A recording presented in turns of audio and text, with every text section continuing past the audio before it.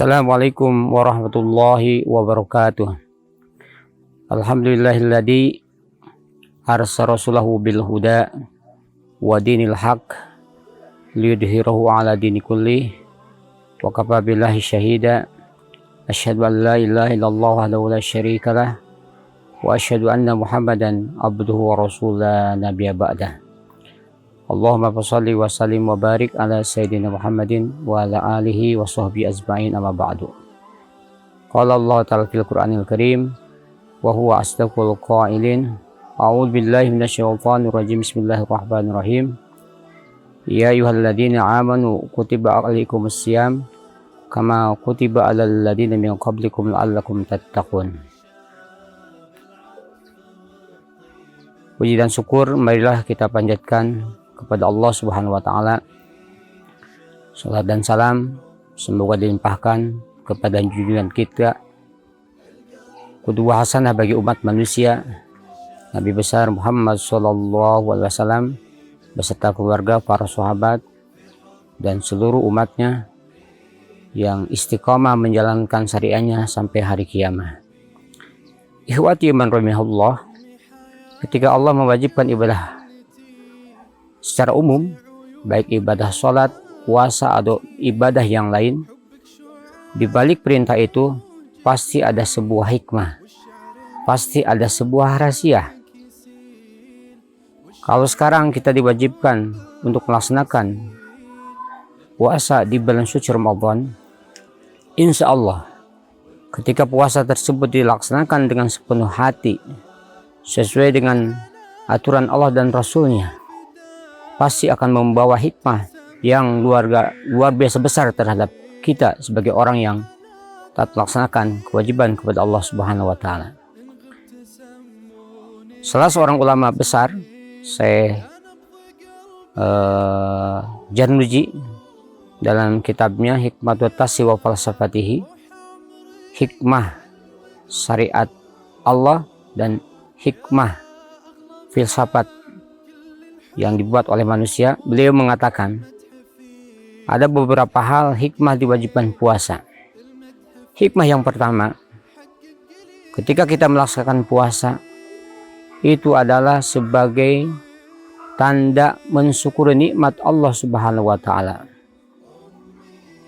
Kita hidup di dunia diberikan nikmat yang begitu banyak oleh Allah Subhanahu wa taala, baik itu nikmat jasmani maupun nikmat rohani, sehingga banyak nikmat yang Allah berikan kepada kita sampai Allah memberikan klaim, wa in ta'udu ni'matallahi la tuhsuha.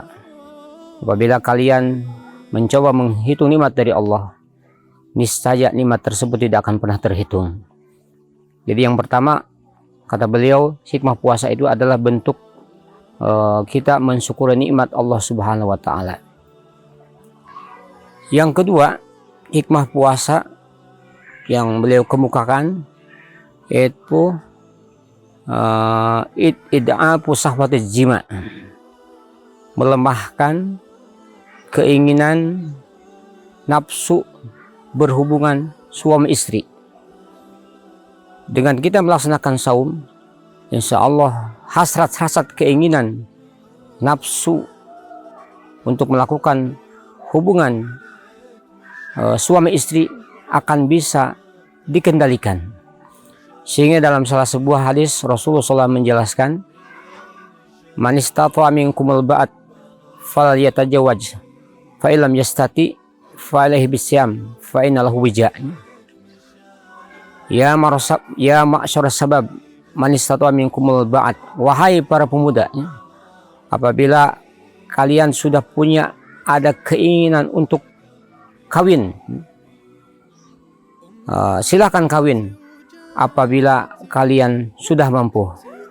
Tetapi apabila kalian tidak mampu, artinya tidak mampu tersebut, kalau secara umum mungkin pemuda tersebut sudah sampai, tetapi secara keilmuan ataupun secara dukungan finansial pemuda tersebut belum mampu, maka alternatif yang Rasulullah berikan untuk mengekang keinginan nafsu yang ada pada pemuda tersebut, yaitu dengan melaksanakan ibadah saum.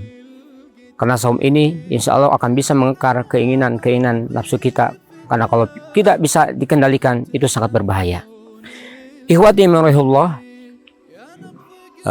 yang ketiga, hikmah diwajibkan saum itu, yaitu menurut Syekh Januji, atpun warahmatun alal fuqara wal masakin, akal timbul rasa welas dan asih, rasa sayang kepada fakir dan miskin. Dengan saum kita merasakan bagaimana saudara kita yang mungkin makannya cuma satu kali, bagaimana saudara kita yang menahan lapar dan haus karena akibat kekurangan secara ekonomi, kekurangan secara finansial. Ketika kita melaksanakan saum, penderitaan yang dialami oleh mereka akan dirasakan oleh kita. Ketika kita saum, bagaimana kita menahan rasa lapar, rasa haus, sehingga ketika kita merasakan beratnya kehidupan yang dialami mereka, maka akan timbul kepedulian kita terhadap orang-orang duafa, orang-orang miskin. Sehingga pantas dan wajar di penghujung saum, di penghujung puasa, Allah memerintahkan, Allah dan Rasulnya memerintahkan untuk melaksanakan zakat fitrah ataupun zakat mal. Karena itu adalah ujian yang harus kita lalui setelah kita melaksanakan ibadah saum. Ketika kita lulus melaksanakan ibadah saum, insya Allah setelahnya akan timbul kepedulian terhadap orang-orang duafa, orang-orang miskin, sehingga kita akan merasakan bagaimana beratnya kehidupan mereka. Ikhwati mirahullah, yang keempat, hikmah diwajibkannya saum adalah menambah keimanan kepada Allah Subhanahu wa taala. Kenapa saum menambah keimanan kepada Allah Subhanahu wa taala? Karena dengan saum itu kita dilatih untuk berlaku jujur. Dalam saum itu ibadah yang insya Allah di dalamnya kita harus ikhlas. Kita melaksanakan sholatnya, kadang-kadang suka ada timbul sifat riya. Kita melaksanakan sedekah, kadang-kadang ada timbul ingin mendapat pujian dan seterusnya. Ketika kita saum, kita dilatih untuk memperbaiki keimanan, memperbaiki keikhlasan. Mudah-mudahan ikhwati imanullah, dalam ibadah saum di tahun ini adalah ibadah saum yang memberikan hikmah yang baik kepada kita. Yang pertama, itu sebagai bukti tanda syukur kita kepada Allah. Yang kedua, untuk melemahkan hasad-hasad keinginan hawa nafsu yang kadang-kadang bisa menjerumuskan manusia. Yang ketiga, timbul kepedulian terhadap sesama. Yang keempat, mudah-mudahan bertambah keimanan dan ketakwaan kita kepada Allah Subhanahu wa taala. Demikian yang saya sampaikan, lebih kurangnya saya mohon maaf. Wassalamualaikum warahmatullahi wabarakatuh.